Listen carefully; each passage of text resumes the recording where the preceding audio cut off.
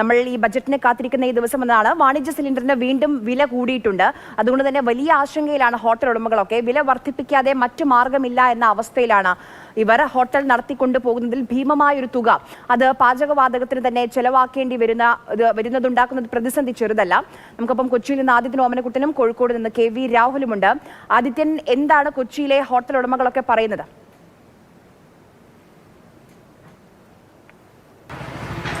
കേന്ദ്ര ബജറ്റ് ഇന്ന് അവതരിപ്പിക്കുകയാണ്. രണ്ടാം മോദി സർക്കാരിൻ്റെ കേന്ദ്ര ബജറ്റിൽ കൊച്ചിക്കാർക്കും വലിയ പ്രതീക്ഷകളുണ്ട്, ആശങ്കകളുണ്ട്. കേന്ദ്ര ബജറ്റ് അവതരിപ്പിക്കുന്ന ദിവസമായി ഇന്ന് തന്നെ വാണിജ്യ സിലിണ്ടറിന് വില കൂട്ടി. അപ്പോൾ ഹോട്ടൽ ഉടമകളും അതുപോലെ തന്നെ ഹോട്ടലിൽ നിന്ന് ഭക്ഷണം കഴിക്കുന്നവരൊക്കെ ആശങ്കയിലാണ്.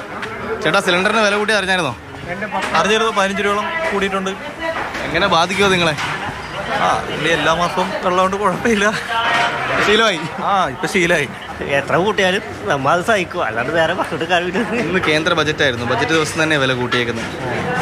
അപ്പോൾ അത് കൂട്ടിക്കൂട്ടെ, നമ്മൾ കൊടുക്കാൻ തയ്യാറല്ല. അല്ലാണ്ട് എന്ത് ചെയ്യും? ഫുഡ് കഴിക്കാനാണല്ലോ നമ്മൾ ജീവിക്കുന്നത്.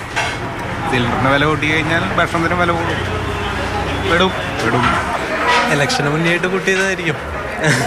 ഇനിയിപ്പോൾ കൂട്ടാൻ പറ്റില്ലല്ലോ. സാധാരണക്കാരനെ പിടിച്ചേക്കാൻ പറ്റും ഇങ്ങനെ വില കൂട്ടി കഴിഞ്ഞു? ബുദ്ധിമുട്ടാണ്.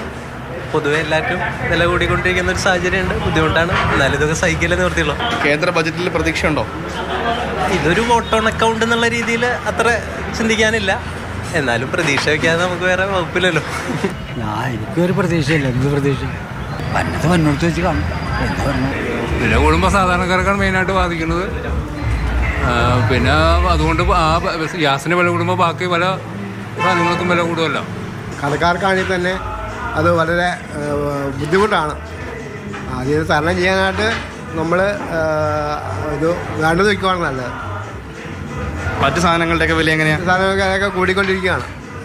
അപ്പോൾ ഇനി എന്തായാലും ഭക്ഷണത്തിനൊക്കെ വില കൂട്ടുമായിരിക്കുമല്ലോ. നമ്മൾ വണ്ടിയുടെ ഫീൽഡാണ്, ഭയങ്കര കഷ്ടപ്പാടാണ്.